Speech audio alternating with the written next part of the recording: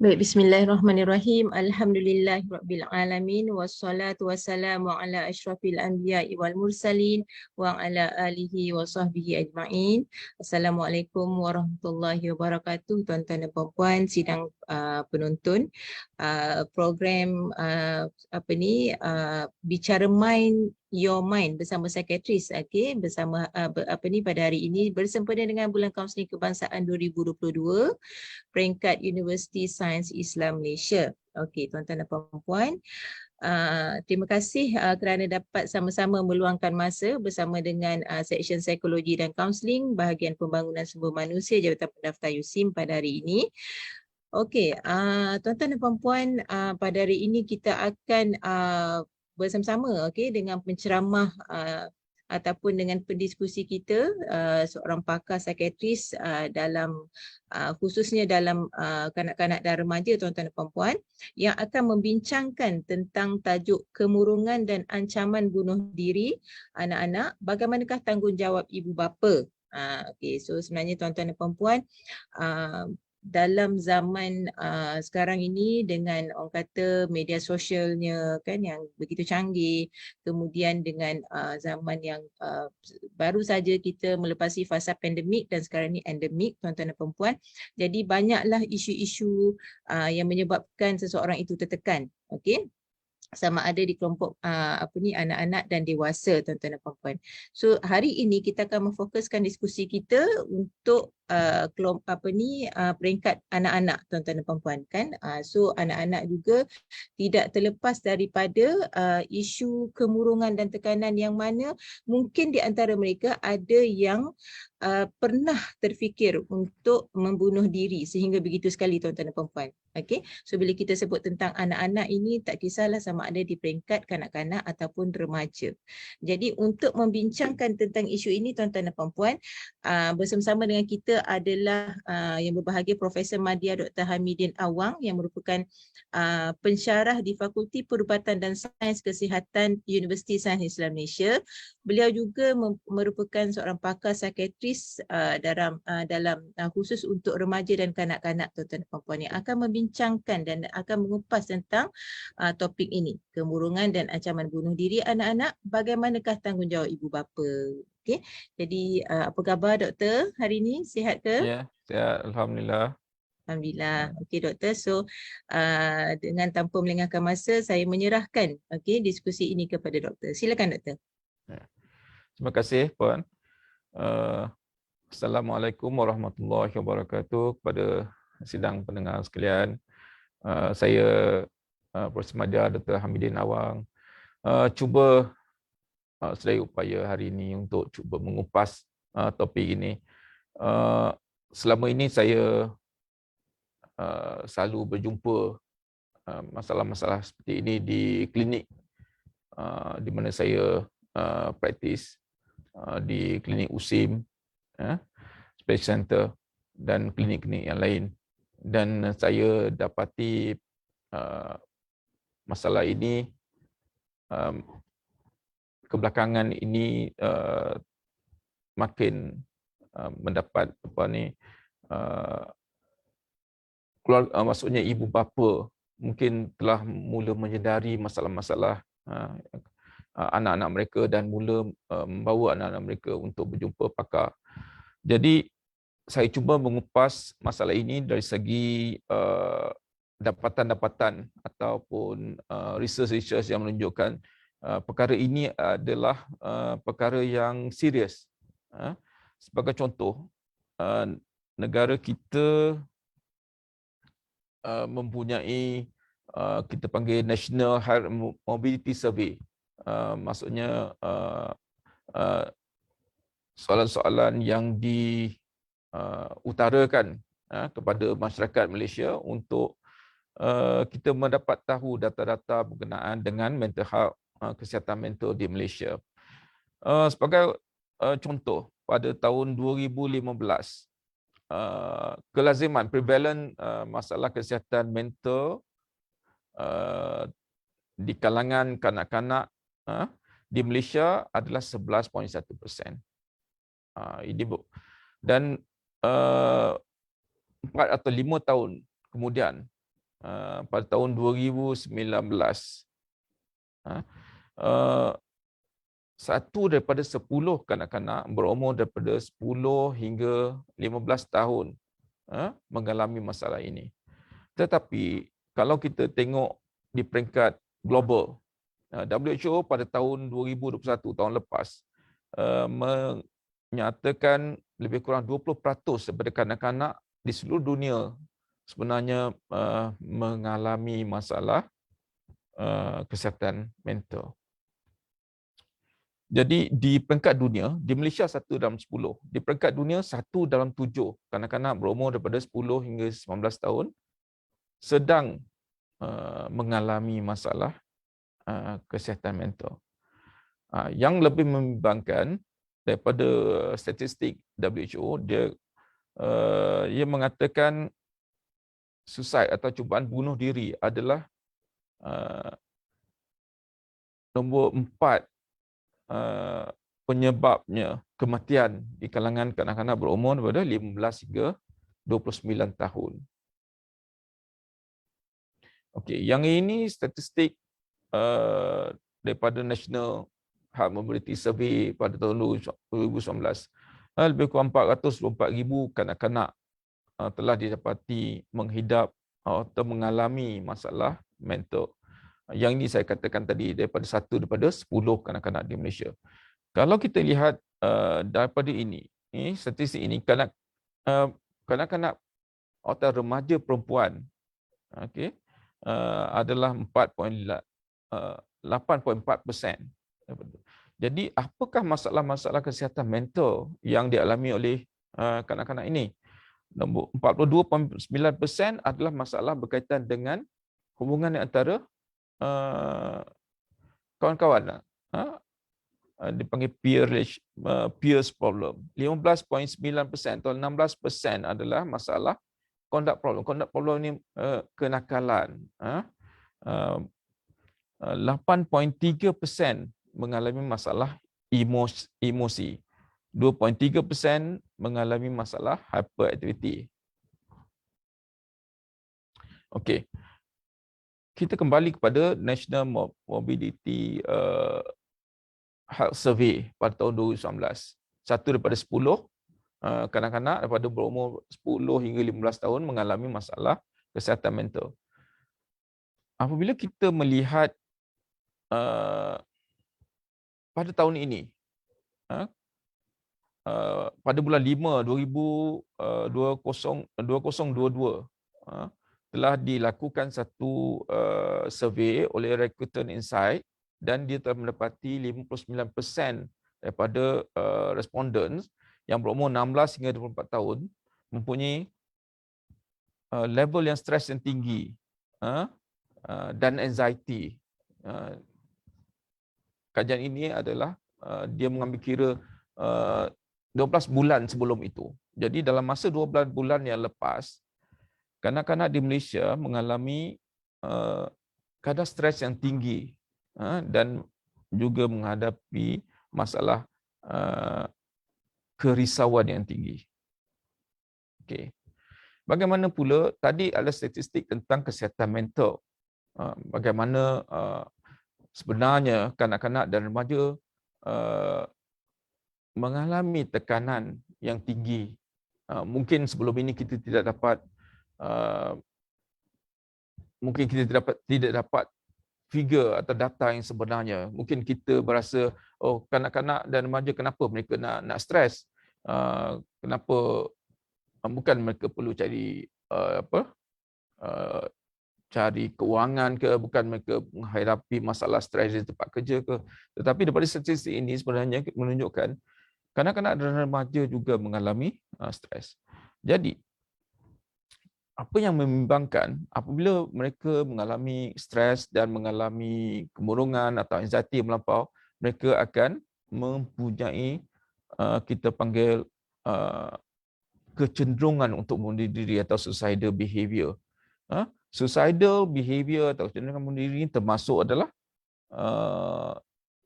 pemikiran suicidal ideation atau dia merancang plans dan seterusnya dia telah mencuba untuk membunuh diri, dan seterusnya apa yang berlaku selepas itu ialah kematian. Okey. Jadi suicidal behavior ataupun tingkah laku untuk membunuh diri ini sebenarnya adalah strong indicator kepada future suicide, ataupun membunuh diri. Kalau dilihat di peringkat global, daripada satu research yang dinyatakan sini adalah suicide adalah common cause of death among the female adolescent between the 15 hingga 19 tahun. Jadi kenapa di peringkat adolescent ini, di peringkat remaja ini, kenapa masalah ini meningkat? Kalau kita lihat sebelum ini, mungkin ada kaitan dengan kita panggil puberti. Peringkat ini pada tahun mungkin umur dalam 10-11 tahun mereka mula mendapat hormonal changes, perubahan hormon di dalam badan, dan ini mungkin salah satu daripada penyebab. Sebab kalau kita lihat sebelum puberti, rasio antara lelaki dan perempuan adalah lebih kurang 1 dan 1, maksudnya 1 lelaki dan 1 perempuan. Kadar mempunyai pemikiran untuk mencederakan diri atau cuba membunuh diri. Tapi apabila remaja, dia telah meningkat kepada 1/3, 1 orang lelaki kepada 3 orang perempuan.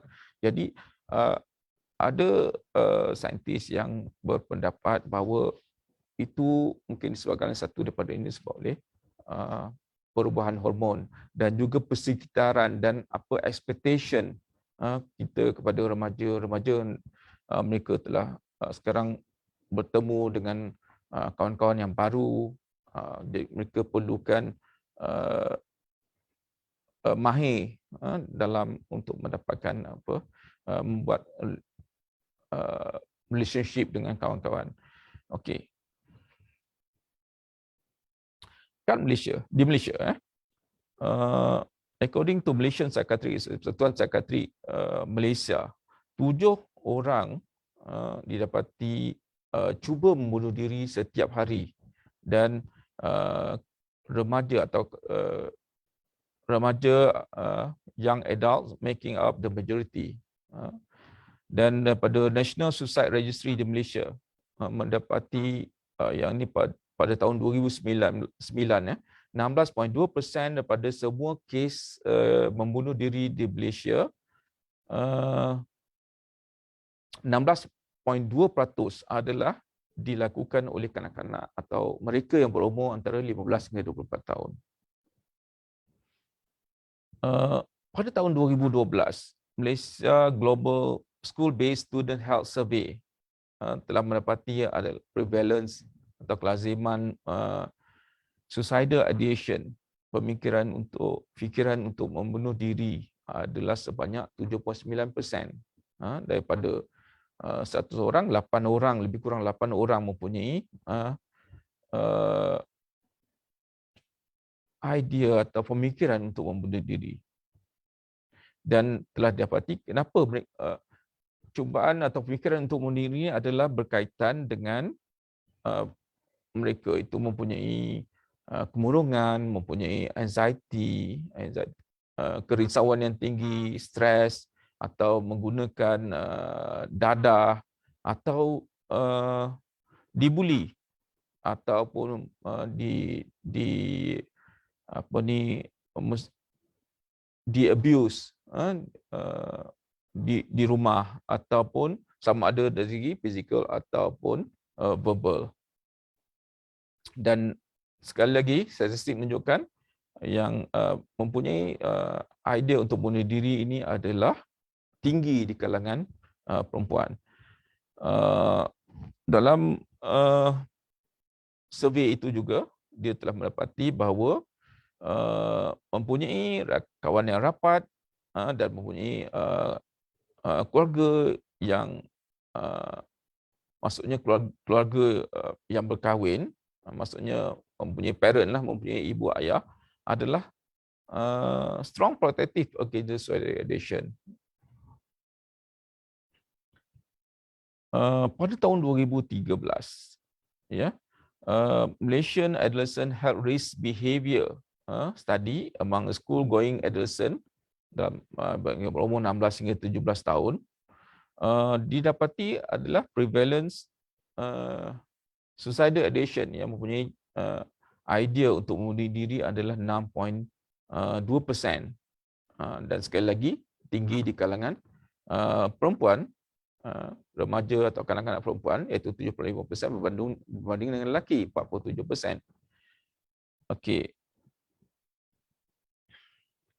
Apakah suicidal risk factor ataupun perkara-perkara yang membawa risiko untuk cubaan atau membunuh diri ini? Satu, cubaan membunuh diri yang lepas. Maksudnya jika kanak-kanak itu mempunyai dia telah cuba untuk membunuh diri sebelum ini, dan jika dia datang kepada doktor atau dia menceritakan kepada ibu bapa dia yang dia ingin membunuh diri, risiko dia akan membunuh diri adalah tinggi. Okey. Jadi adalah penting untuk kita menjalankan follow up ke atas kanak-kanak yang seperti ini. Dan apabila mereka telah cuba bunuh diri, dan stigma dan rasa malu menyebabkan mereka ingin untuk terus membunuh diri. Dia akan cuba lagi.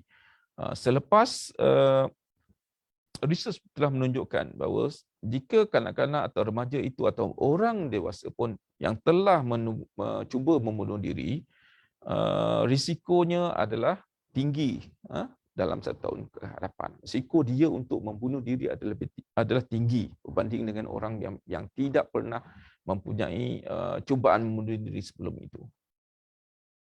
Okey.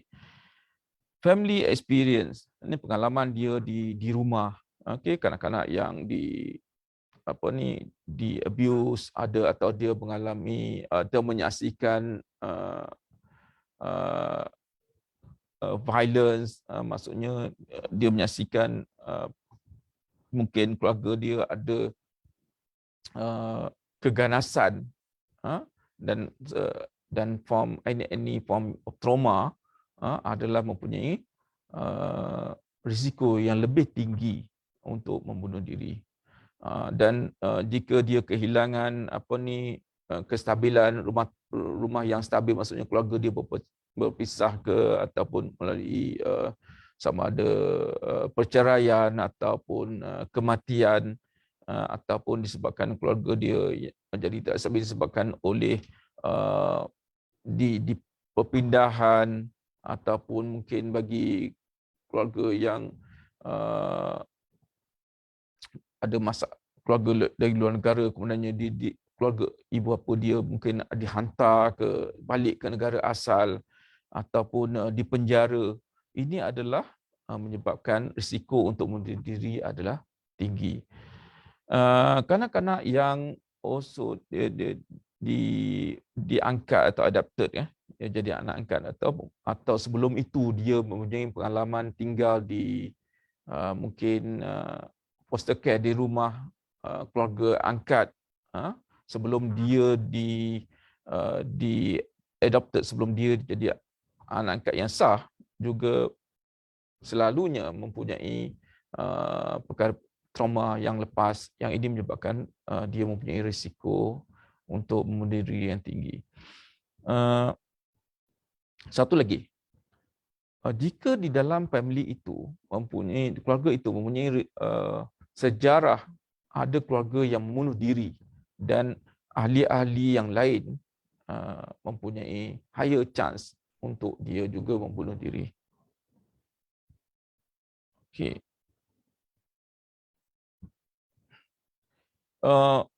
Lain daripada risk factors adalah masalah kesihatan mental yang lain.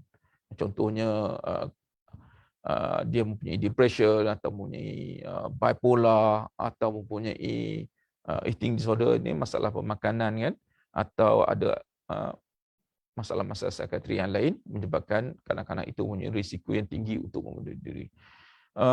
Lagi satu, jika kanak-kanak atau remaja itu mempunyai penyakit skizofrenia, yang ini selalu jarang berlaku di kalangan kanak-kanak, tetapi jika dia mempunyai penyakit ini dan dia mula mendengar suara yang mengatakan untuk dia membunuh diri, jadi risiko untuk dia membunuh diri adalah lebih tinggi. Okay. Jika remaja itu menggunakan arak atau menggunakan dadah-dadah yang terlarang, juga mempunyai risiko untuk membunuh diri yang tinggi. Okay. Behavioral problem. Research telah menunjukkan kanak-kanak yang mempunyai masalah tingkah laku, seperti sangat agresif, pemarah, atau mempunyai tingkah laku yang impulsif, buat sesuatu tanpa fikir dahulu, mempunyai higher risk untuk membunuh diri. Okey. Knowledge of other suicide, especially close to home. Macam saya cakap tadilah, jika dia mempunyai keluarga atau relatif yang membunuh diri, kanak-kanak itu mempunyai higher risk untuk membunuh diri dalam masa terdekat. Jadi ibu bapa sepatutnya memberi tumpuan, memberi perhatian kepada masalah ini. Jadi jika kanak-kanak itu mempunyai rakan-rakan, contohnya rakan yang membunuh diri di sekolah atau rakan di kejiranan, jadi kanak-kanak itu mempunyai risiko yang lebih tinggi untuk membunuh diri. Okey, yang ini mungkin sesuatu yang mungkin kita terlepas pandang, bully dan cyberbully. Zaman sekarang dengan sosial medianya, perkara ini lebih mungkin lebih mencabar bagi kanak-kanak dan remaja sekarang. Data daripada 2013 di Amerika menunjukkan 19.6% daripada pelajar sekolah tinggi di Amerika memberitahu yang mereka dibuli. 19.6% dibuli di sekolah, dan 14.8% atau 15% mengatakan mereka dibuli juga di sosial media, email, chat rooms, website. Ini data daripada CDC di Amerika. Jadi kanak-kanak yang membuli ataupun dia membuli orang lain mempunyai higher risk, risiko yang tinggi untuk dia mempunyai pemikiran untuk membunuh diri dan melakukan membunuh diri. Ini adalah benar untuk buli yang secara berdepan atau buli yang secara online. Pada tahun 2021, research menunjukkan remaja yang dibuli secara online adalah 12 kali lebih kebarangkalan untuk membunuh diri daripada rakan-rakan yang tidak dibuli.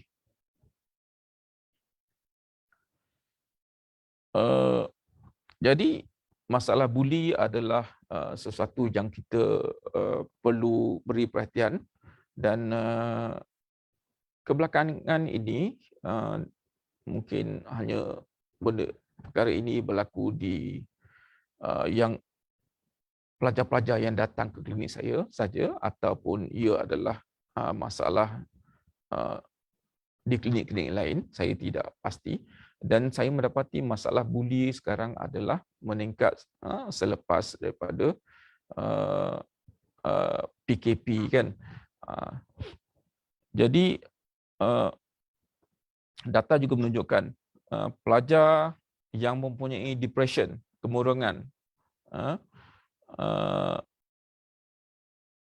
adalah 10.7% daripada keseluruhan remaja. Ini data di Amerika. Dan 30% adalah pelajar di peringkat sekolah tinggi. Dan data itu menunjukkan 70% daripada pelajar remaja di sekolah tinggi didik mereka mempunyai pemikiran untuk membunuh diri. Okey. Bagaimana di Malaysia? Saya cuba cari data di Malaysia. Remaja yang mengalami kemurungan di Malaysia adalah sekitar 18 hingga 32%. Daripada research ini, daripada survey daripada di sekolah-sekolah di Malaysia, 16.6%, lebih kurang 17% mengalami kemurungan yang sedikit, 13% mempunyai kemurungan yang sederhana, dan 3.8% atau 4% mempunyai kemurungan yang severe.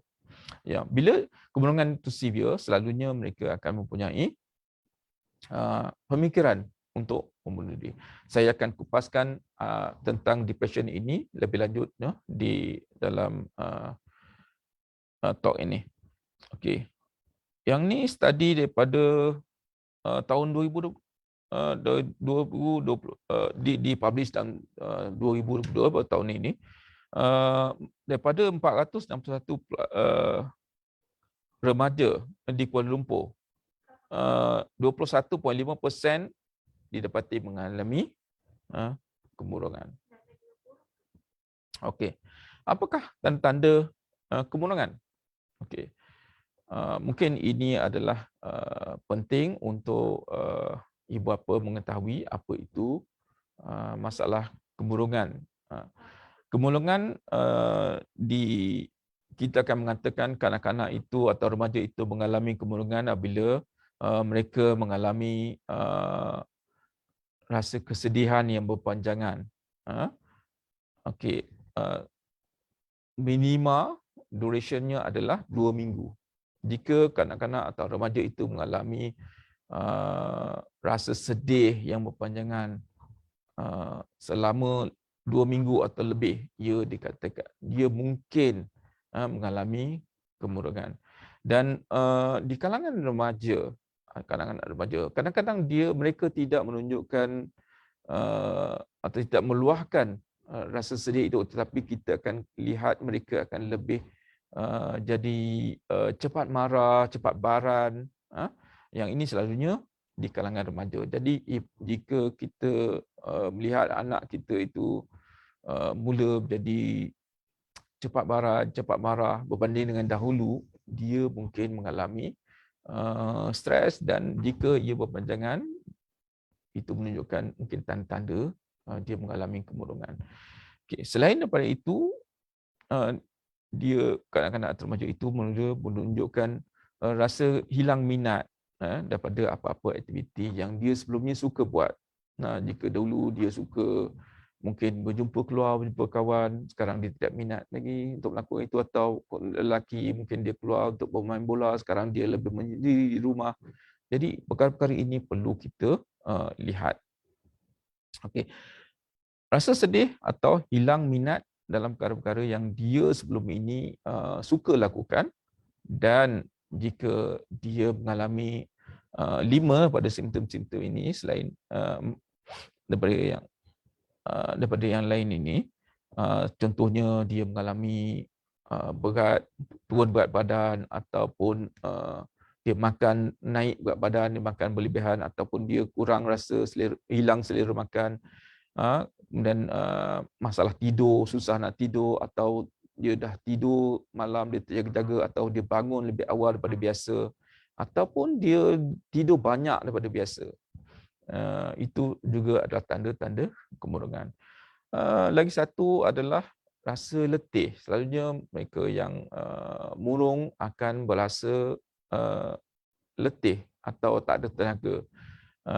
Selepas itu mereka, bila benda itu simptom-simptom ini berterusan, mereka mula merasakan rasa diri tidak berguna, rasa hidup tidak berguna, rasa tak ada harapan lagi untuk hidup. Kemudian dari segi pelajaran mereka mula rasa tak boleh nak beri tumpuan, fikiran itu akan cepat pergi ke tempat lain, tidak dapat fokus dalam pelajaran, ataupun apa-apa yang dia minat sebelum ni. Kalau sebelum ini dia minat untuk baca buku, baca novel contohnya, sekarang dia tidak dapat lagi memberi tumpuan. Atau kalau sebelum ini dia suka tengok TV, sekarang dia tak dapat lagi nak beri tumpuan untuk tengok cerita-cerita tersebut. Dan seterusnya, selepas itu dia mungkin mula mendapat idea atau fikiran untuk membunuh diri atau mencederakan diri sendiri. Okey, sama ada dia mempunyai rancangan atau tidak. Peringkat awal mungkin dia tidak mempunyai rancangan untuk bunuh diri, tetapi jika dia terus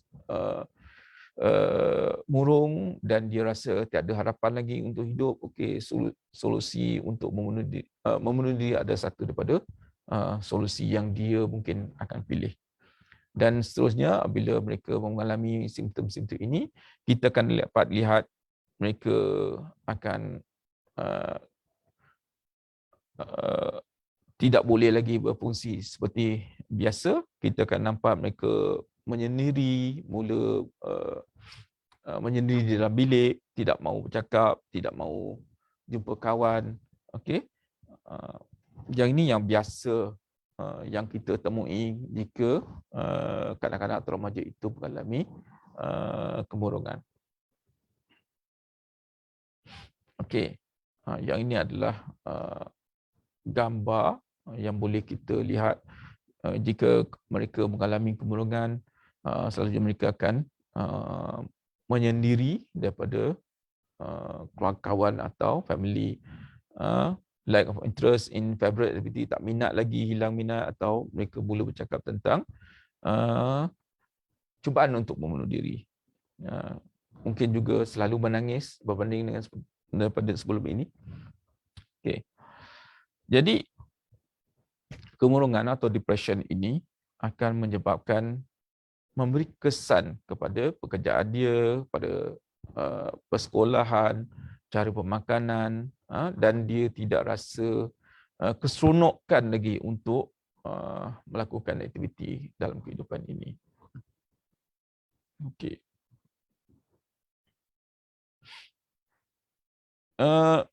Depression atau kemurungan di kalangan remaja. Di kalangan remaja, kadang-kadang kita dapati mereka lebih cepat merajuk, ataupun mereka jadi bertindak tidak kasar ataupun cepat marah, ataupun kita dapati mereka sekarang mempunyai masalah di sekolah. Mungkin mereka menghadapi perkelahian di sekolah, yang menyebabkan mungkin mereka disalahfaham oleh rakan-rakan ataupun guru, dan bila mereka ditegur, mereka akan jadi cepat marah, melenting. Jadi ini menyebabkan perkelahian. Kadang-kadang kita anggap ini mungkin masalah perangai tingkah laku dia, tetapi mungkin di bawah itu adalah disebabkan oleh kemurungan. Okey, tetapi lagi kita boleh tengok remaja ini biasanya akan mengalami masalah di akademiknya. Kita akan mula melihat dia punya grade jatuh. Jadi kadang-kadang kita sebagai ibu bapa mungkin terlepas pandang perkara ini, dan kita mungkin melihat masalah kemurungan di kalangan remaja ini adalah perkara yang biasa bagi atau sebahagian daripada pembentukan sasia remaja ataupun perolehan. Tetapi kita sebagai bapa perlulah melihat sama ada perkara ini adalah sementara sahaja ataupun dia adalah perpanjangan. Okey.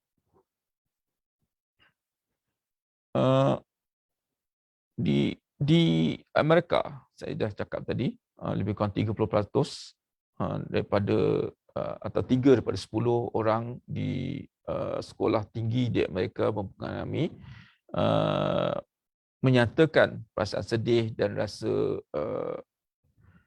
tidak ada harapan almost setiap hari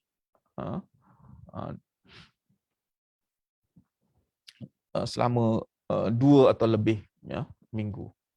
Okey. Dan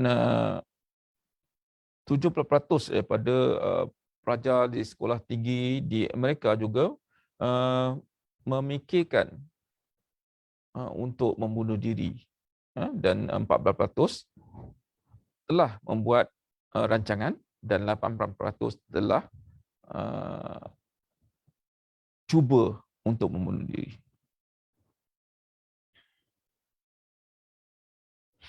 Okey.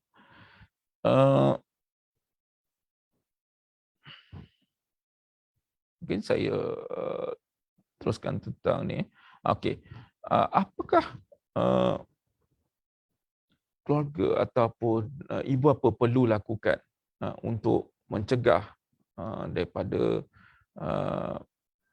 untuk menangani masalah bunuh diri di kalangan remaja? Okey. Satu, jika ibu bapa melihat tanda-tanda yang kanak-kanak dia mempunyai masalah kesihatan mental, please cuba memahami. Jangan hanya menyatakan perkara itu adalah perkara biasa dan tidak perlu diberi perhatian. Maybe your child is just having a bad day. Tetapi bila tanda-tanda mental health trouble atau masalah tekanan atau stres itu melebihi 2 minggu, jangan just assume perkara itu adalah perkara biasa. Okey. Research telah menunjukkan 9 daripada 10 remaja yang membunuh diri sebenarnya adalah mempunyai masalah dengan kesihatan mental, sama ada kemurungan ataupun kerisauan yang berlebihan. Okey, jadi kita sebagai ibu bapa, kita punya goal ataupun tujuan kita selalu hendaklah bertenang dan sentiasa peka dan bersedia untuk bercakap dengan anak kita. Jangan tunggu mereka datang kepada kita. Kita perlu lebih proaktif dan sentiasa peka tentang tanda-tanda ini. Okey, jadi ibu bapa mungkin boleh mula bercakap yang kita kata kepada dia yang hari ni nampak kakak atau adik kelihatan sedih. Cakap dia, kita boleh terbuka untuk dia menceritakan kepada kita sebab kita sayang dia dan kita sangat concern apa yang berlaku pada dia. Okey. Nombor 2, kita sebagai bapa hendaklah menjadi pendengar yang bagus. Walaupun kanak-kanak atau remaja, anak kita itu tidak mahu bercakap. Okey. Kita sentiasa bersedia untuk mendengar dan pada masa yang sama cuba perhatikan bagaimana tidur dia, makan dia, sama ada perubahan dan bagaimana dia punya social activity, sama ada dia sekarang lebih menyendiri daripada dahulu. Jadi ini semua mungkin tanda-tanda anak kita mengalami masalah kesihatan mental dan jika dibiarkan akan menambah risiko untuk dia membunuh diri. Okey, yang ketiga, kita hendaklah realize that yang kanak kita mungkin akan membuat cubaan bunuh diri walaupun buat masa ini dia tidak lagi memikirkan untuk melakukannya. Jadi jika perkara-perkara ini berlaku di kalangan anak-anak kita, sebagai contoh, dia anak tu kehilangan seseorang melalui kematian, ataupun dalam keluarga itu ada perceraian, ataupun ada ditahan polis, atau di penjara, ini adalah risiko-risiko yang kita perlu perhatikan, yang mungkin akan menyebabkan anak itu kemudiannya mempunyai idea untuk mengundur diri. Jika anak kita dibuli di sekolah, ini adalah sesuatu perkara yang penting buat remaja, sama ada dia dibuli dari segi fizikal ataupun dari segi online. Kemudian discrimination, relation atau hostility. For example, anak kita mungkin orang yang tidak pandai untuk bergaul, dan ini adalah kemudiannya akan menjadi bahan untuk dibuli, dan itu meninggikan risiko untuk dia membunuh diri. Jika dalam keluarga kita ada history keluarga ataupun di sekolah ada kanak-kanak yang cuba untuk membunuh diri atau membunuh diri, itu juga adalah menjadikan risiko untuk anak kita. Okey. Dia mereka access to pistol atau senapan, tetapi di Malaysia mungkin tidak.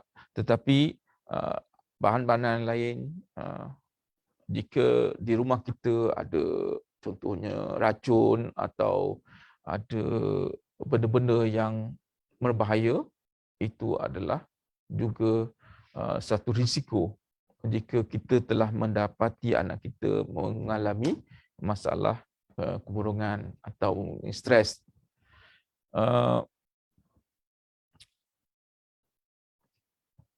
Empat, kita janganlah mengatakan yang anak kita itu hanya dengan berperangai begitu cepat marah atau berperangai tak mau bercakap, itu adalah sebahagian daripada drama remaja.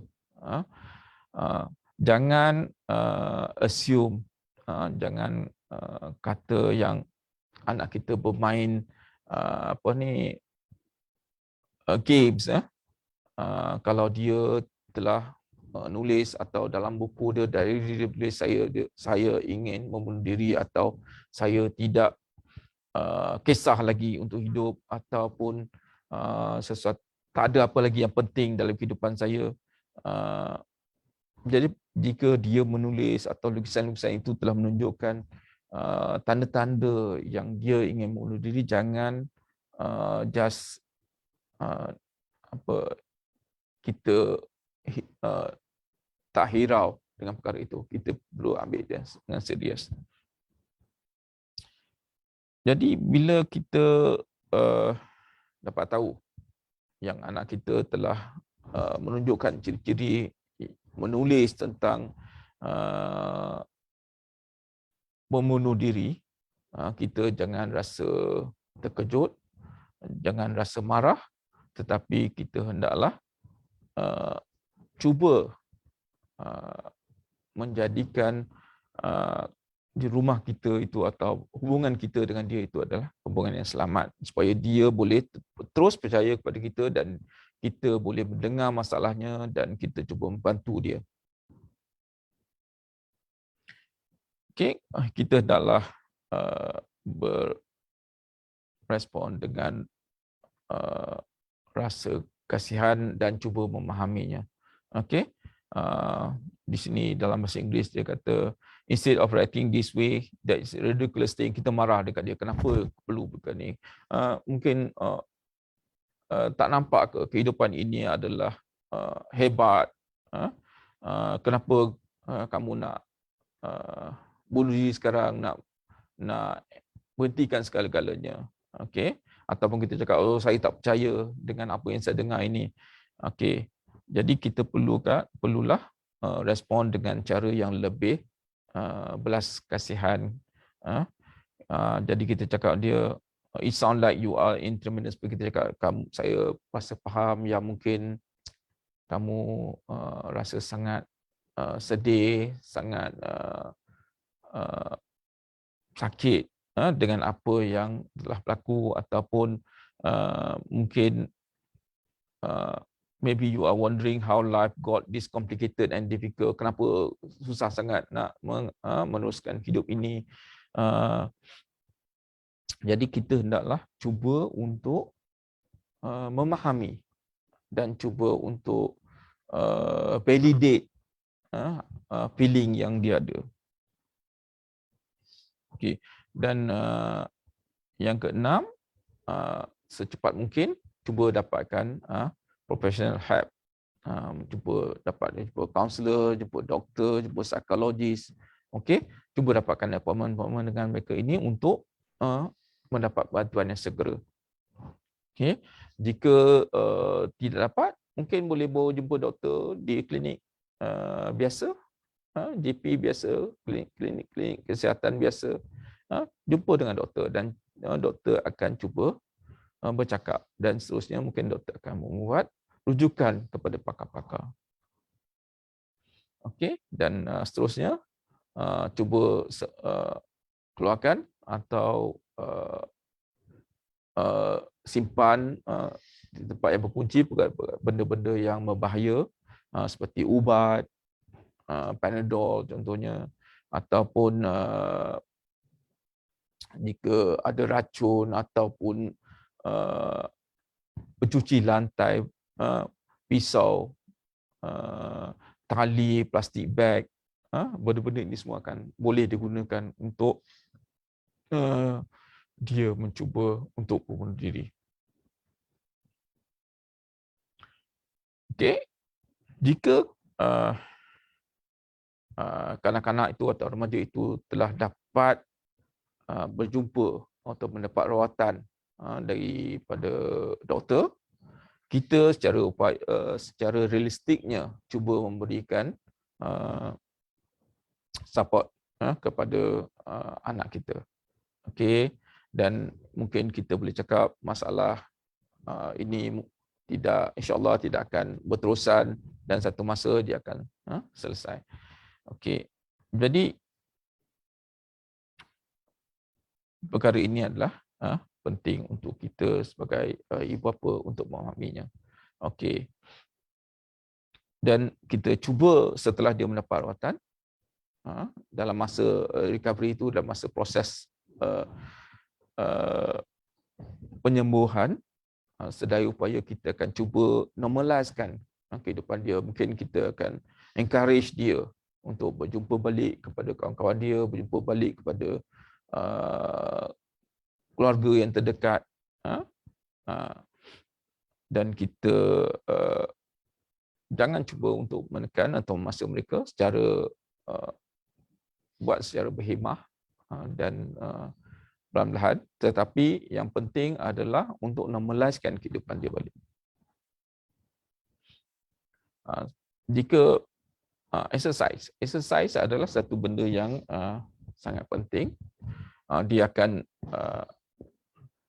mengubah rasa hopeless seseorang itu.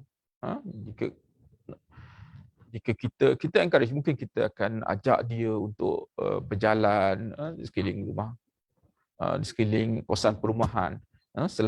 Selalunya selepas exercise, orang yang mengalami kebunuhan itu akan merasa lebih kurang rasa sedih itu, dan ini akan membuatkan dia rasa lebih hopeful, rasa dia boleh buat sesuatu, sebab orang yang ada kemurungan ini selalunya akan merasakan yang dia tidak boleh melakukan, tiada harapan lagi untuk dia. Jadi dengan pembuatan itu, sedikit-sedikit dia akan rasa lebih confident yang dia boleh kan sihat. Okey. Dan seterusnya adalah makanan, tidur. Dia perlukan cuba buat secara sederhana. Teen in crisis need to go easy with themselves. Jangan paksa sangat. Jadi kita cuba memberikan rasa yang dia boleh melakukan tu. Kalau ada kerja sekolah ke, ada banyak, cuba jangan dia memaksa diri dia untuk melakukan segalanya. Lakukan sedikit demi sedikit. Kemudian kita kena ingatkan dia dan diri kita juga bahawa kebolehan untuk penyembuhan selalunya akan dalam berperingkat. Jadi kita perlu sabar dan kita juga bercakap kepada anak kita supaya dia sabar. Okey, jika kita sebagai ibu bapa risau yang anak kita mungkin ada kecenderungan untuk membunuh diri, kita boleh telefon di nombor telefon yang tertera. Ini adalah Befriender. Befrienders di Malaysia ni beroperasi dalam masa 24 jam. Jadi jika kanak-kanak itu tidak mahu bercakap dengan kita, mungkin kita boleh encourage dia untuk telefon nombor ini untuk dia bercakap, dan di sana akan ada orang yang dapat membantu. Okay, nombor yang lain adalah Malaysian Mental Health Association, Satuan Mental Health Malaysia. Nombor situ juga dia boleh membantu untuk memberi nasihat kepada anak-anak kita atau diri kita sendiri. Okey. Okey. So terima kasih kerana mendengar ceramah saya pada pagi ini. Ya, Assalamualaikum warahmatullahi wabarakatuh. Okey, Waalaikumsalam warahmatullahi wabarakatuh. Tuan-tuan dan puan-puan, ya begitulah tadi perkongsian daripada Dr. Hamidin ya berkaitan dengan apa simptom-simptom, kesan-kesan dan apa yang perlu kita buat, apa yang perlu kita lakukan sebagai dewasa, terutamanya ibu bapa dalam mengendalikan isu-isu kemurungan anak-anak ini, tuan-tuan dan puan-puan. Jadi banyak yang dikongsikan oleh doktor tadi. Saya kira kita sebagai ibu bapa khususnya dapatlah sedikit pencerahan, okey, dapat sedikit point tadi kan, bagaimana untuk kita kendalikan anak-anak kita yang yang menghadapi tekanan dan kemurungan ni, tuan-tuan dan puan-puan. Okey, yang mana kita tidak perlu ambil tahu, okey, apa yang berlaku kepada anak kita, sama ada di sekolah, apabila mereka bersama dengan kawan-kawan, dengan guru-guru, dengan sesiapa sahaja. Ya, kadang-kadang anak-anak dia dari sudut psikologinya dia kurang nak bersembang atau berkongsi dengan kita, tuan-tuan dan puan-puan, sebagai ibu bapa mereka. Mereka lebih suka berkongsi dengan kawan-kawan dan sebagainya lah. Jadi ini peranan kita, tuan-tuan dan puan-puan, sebagai ibu bapa, okey, untuk mendekati anak-anak kita, okey. Mendekati anak-anak kita untuk ambil tahu ya apa yang berlaku kepada mereka sehari-harian. So kita nak tengok apakah ada kesan terhadap emosi mereka kah, mental mereka kah, fizikal mereka kah dan sebagainya kan. So itu semua kita kena alert lah tentang dengan perubahan psikologi yang berlaku pada anak-anak kita, okey, untuk supaya anak kita rasa kita memberi moral support kepada mereka, tuan-tuan dan puan-puan, okey.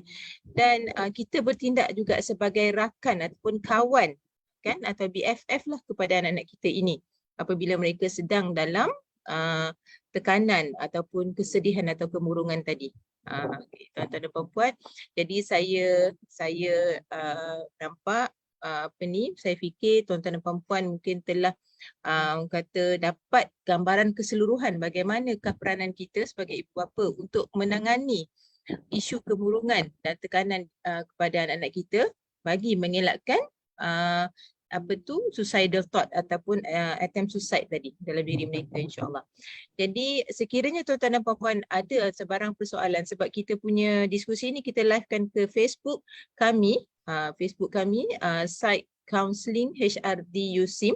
Jadi jika tuan-tuan dan puan-puan ada persoalan, boleh saja berikan dalam Facebook itu. Kalau bukan hari ini, nanti kemudian kami akan utarakan persoalan tersebut kepada Dr. Hamidin dan kita akan respon kepada tuan-tuan dan puan-puan sejurus doktor menjawabnya, insyaAllah. Okay.